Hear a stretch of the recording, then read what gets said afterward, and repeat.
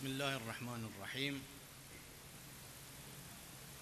أرحب بالضيوف الكرام، أيتها الأخوات، أيها الإخوان، أهلا ومرحبا بكم في أربيل. مهما تطورت التكنولوجيا سوف يبقى الكتاب خير صديق ورفيق وهو خير جليس. هاوڵ دەبێت کە ڕووناچی کە بەرەو شارستانیەت و معریفەت دەبات. نیوتن پرسیارێکی کرد کە نهێنی عەبقەریەتەکەی لە چدایە؟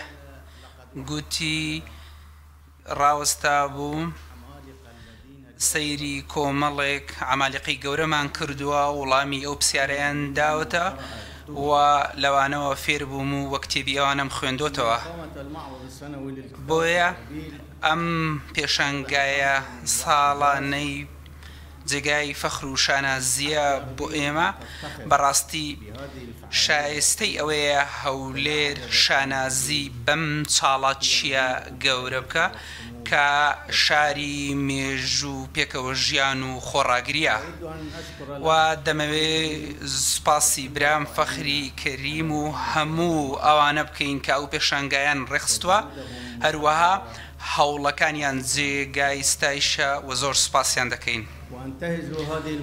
ئەم دەرفەتە دەقۆزمەوە بۆ ئاماژەدان بە هەندێک دۆخ کە ئێستا کاتێتی باسی بکەم. سەرەتا جارێکی دیکە پرسە و سەرخۆشی خۆم بۆ کەس و کاری قوربانیانی ڕووداوی بەلەمەکەی مووسڵ دەردەبڕم. ئەم کارەساتێکی نیشتیمانی و مرۆیی بۆ بەڕاستی گیان و دڵی ئێمەی هەموو هەژاند. ئەم کارەساتە دەرئەنجامی خراپی بارودۆخی مووسڵ و خراپی بارودۆخی ئەمنی و وەسیستەمەکەیە، بە تایبەتی دوای ڕزگارکردنی مووسڵ. بەداخێکی قوڵەوە چەندین خێزانەکان کاوانەی ئاوەرە بوونە لە مووسڵ دوای ئەوەی کە مووسڵ کەوت بەدەست تیرۆریستان، بەڕاستی هەستیان بە ئەوە کرد بە خێرێک هەبێ و گەڕانەوە. بەڕاستی دوای ئەوەی بینیان هیچ خزمەتگوزاریەک و هیچ ئاسایشێکیان نییە، جارێکی دیکە گەڕانەوە نێو کەمپەکان.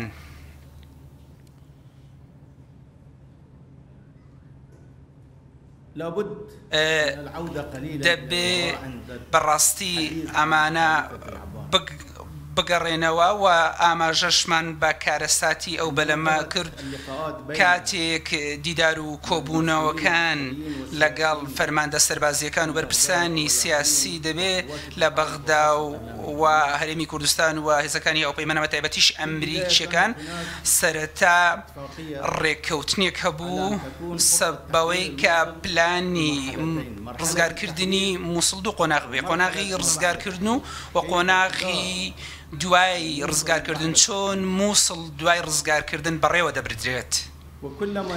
ئەمە کاتێک ئێمە هەر نزیک دەبووینەوە لە وادەی جێبەجێکردنی پرۆسەکە تێبینی ئەوەمان کرد کە بەڕاستی لایەنەکانی دیکە دوورکەوتنەوە لە پلانی دووەم کە پلانی بەڕێوەبردننی مووسڵ بوو دوایی ڕزگارکردن. ئەوان زۆر خێراییان کرد بۆ جێبەجێکردنی پرۆسەی ڕزگارکردن.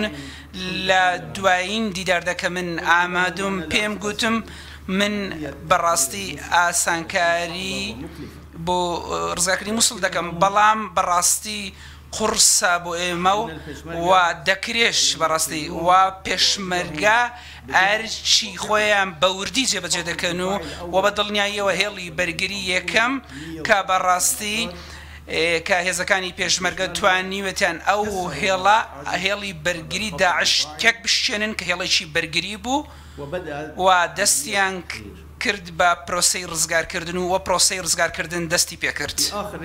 لە دوایین کۆبوونەوەدا من پێم وتن کە قۆناغی دوای ڕزگارکردنی داعش زۆر زۆر سەخت و قورسترە لە پرۆسەی ڕزگارکردن کێشەی مووسڵ کێشەی ئاڵۆز و گەورەن بەڕاستی زۆر گەورەترە لەوە توانای پارێزگار و ئەنجومەنی پارێزگاکە ئەوە بە تایبەتی ئەم پارێزگایە لەلایەن تیرۆریستان بۆ ماوەی 3 ساڵ داگیر کرا.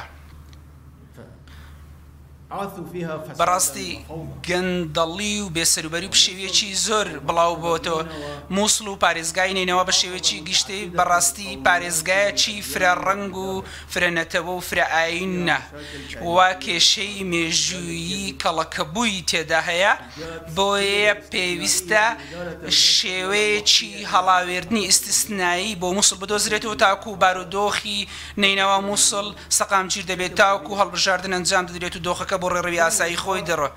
ئەوان سوور بوون لەسەر ئەوەی کە دەبێت سەرەتا دەست بە پرۆسەی ڕزگارکردن بکرێت دواتر باسی قۆناغی دوای ڕزگارکردن بیر و بۆچوونی جیاواز هەبوو. من بەڕاشکاوانە پێم وتن ئێوە بەرپرسیارەتی ئەوە دەگرنە ئەستۆ کە دوای ڕزگارکردن و لە میانی ڕزگارکردن ڕوو دەدات بەم شێوەیە پرۆسەی ڕزگارکردن دەستی پێکرد و بەڕاستی دوای ڕزگارکردنی مووسڵ بۆ قەدەرێکی نادیار بەجێ هێڵدرا نە ڕژێم نە ئیدارە نە سیستەم دۆخێکی بێسەر و بەری و گەندەڵی بەداخێکی قوڵەوە تەرکیزەکە سەبارەت بە چۆنیەتی دابەشکردنی ئەو پارەیە بۆ کە چۆن بۆ پرۆسەی ئاوادانکردنەوەی مووسڵ تەرخان کرا چۆن دەبێ و پارەیە چۆن ئەو لایەنەکان ئەو پارەیە دابشکن بە لەبری ئەوەی کە پارەکە بۆ خزمەت گوزاری و ئاوادانکردنەوەی مووسڵ خەرج بکرێ.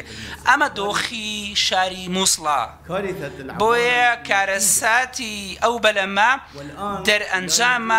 ئەنجامە بەڕاستی بە ناکرێ بەڕاستی کەسێک بکرێتە کەپشی فیدا پێویستە هۆکارەکان دیاری بکرێت هۆکارەکانی ئەم ڕوودا ئەگەر بە ئەنقەست بووە ئەگەر هاتو بۆهۆی ئیهمالی بووە کە ئەو هەموو قوربانیای لێکەوتەوە کە خەڵکی خۆشەویست و خەڵکی بێتاوان بووە بەهۆی ئیهمال بووە یاخود بەهۆی کارێکی تاوانکاری بانقەست بووە لێکۆڵینەوە ئەوە دیاری دەکا کە ئەنجامی ڕاستەقینە دیاری دەکات.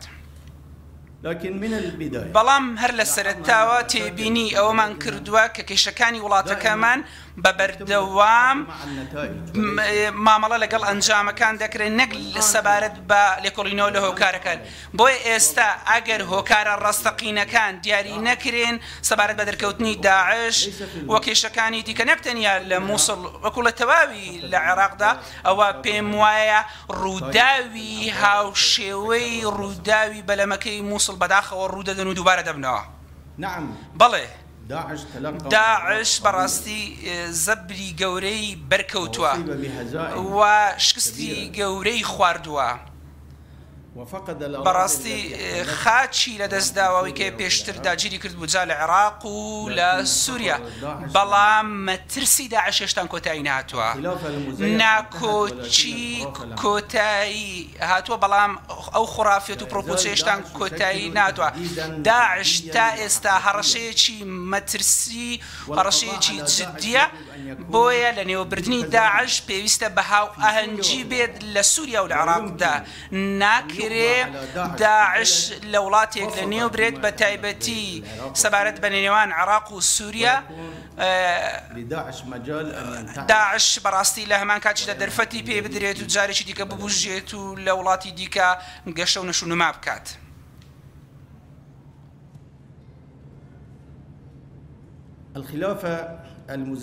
ئەو خەلافەتە مزەیەفەی کە داعش داینا بوو کۆتایی هاتبوو بەڵام هۆکاری دەرکەوتنی چییە تا ئێستا ئەو هۆکارانە هەن بۆیە ناکرێتون نابێت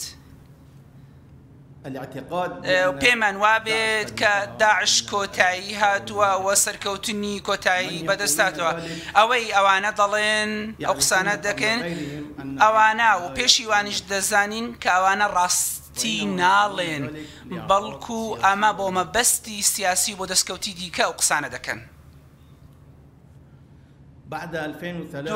دوای 2003 دوای کەوتنی ڕژێمی دیکتاتۆریەت و ڕوخانی ڕژێم دەرفەتی بەهادارمان بۆ هات بۆ بنیادنانی عێراقێکی نوێ، عێراقێکی دیموکراسی فیدرالی فرە ڕەنگ و فرەنەتەوە و فرە پێکاتە، بەڵام بەداخێکی قوڵەوە ئەم دەرفەتانە بەهەدەر چوون. ناکۆچی ڕوویدا، کێشە دروست بوو لە نێوان هەرێم و لە نێوان بەغدا و هەرێم بە شێوەیەکی گشتیدا، و بەڕاستی ئەگەر دەستور وەکو خۆی جێبەجێ بکرابای ئەوە ئەو هەموو کێشانەی کە ڕویان نەدەدا. بەڵام ئێستا بۆ نیاز پاچی هەز دەکەین کە هەمووان باوڕیان بەوەیە کە دیالۆگ و گفتوگۆ و لێکتێگەیشتن باشترین چارەسەر و تاکە بژاردەیە بۆ چارەسەرکردنی گرفتەکان نەکبێتەوە. هیچ ڕۆژێک لە ڕۆژەکان جگە لە دیالۆگ و لێکتێگەیشتن هیچ کاتێک جگە لەمانە بژاردە ئێمە نەبووە، بەڵکو ئێمە بژاردەمان دیالۆگ بوو و گفتوگۆ بوو. ئەگەر هەر بژاردەیەکی دیکە بووە ئەوە بەسەر ئێمەدا سەپێنراوە. ئەمڕۆ کەشێکی نوێ و دەرفەتێکی نوێ هەیە و خواستێک هەیە بۆ چارەسەرکردنی سەرجەمە و کێشە و گرفتانە. وای دەبینی بەبوونی بەڕێز عادل عەبدولمەهدی برام لە سەرۆکایەتی حکوومەت ئەمە دەرفەتێکی نوێیە و بەڕاستی ڕەنگە ئەمە دوایین و کۆتا دەرفەتیش بێ، بۆیە بە هیچ شێوەیەک بە شێوەکان ناکرێ ئەم دەرفەتە بەهەدەر بچێ و ئێمە هەماهەنگ و هاوکار دەبین لەگەڵ برام بەڕێز عادل بە شێوەیەکی جددی هاوکاری دەکەین لە پێناوی چارەسەرکردنی سەرجەم کێشەکان، نەک تەنیا لە هەرێمی کوردستان، نەک لە نێوان هەرێم و بەغدا، بەڵکو هەموو ئەو کێشانەی کە پەیوەستن بە هەموو هاوڵاتیانەوە و پێویستە دەستور جێبەجێ بکرێ، پێویستە عێراقێکی دیموکراسی و فیدرالی بێت.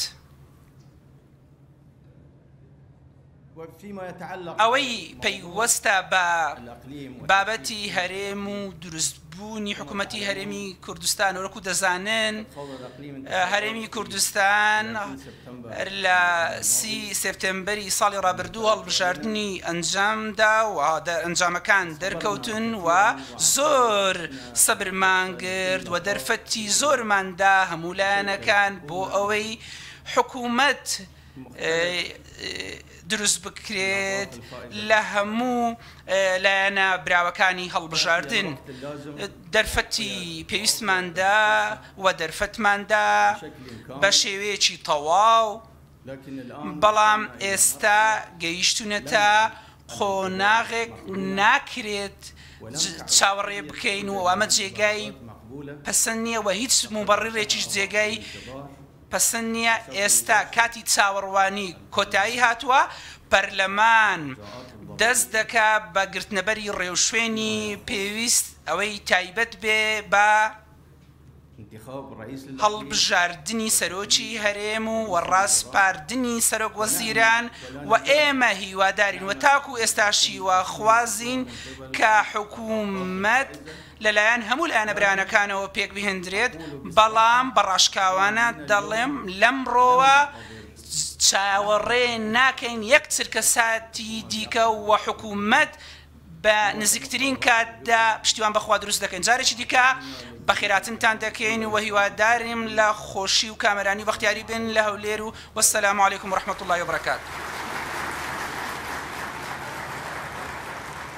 دەوڵەتی هەولێر بۆ کتێب کە ئەو سەرەتای گوتارەکەی داباسی لەوە کرد کە ئەم پێشانگایە جێگای فەخر و شانازیە و شایستەیەوەی هەولێر شانازی بەم چالاکیە گەورە بکات و هاوخەمی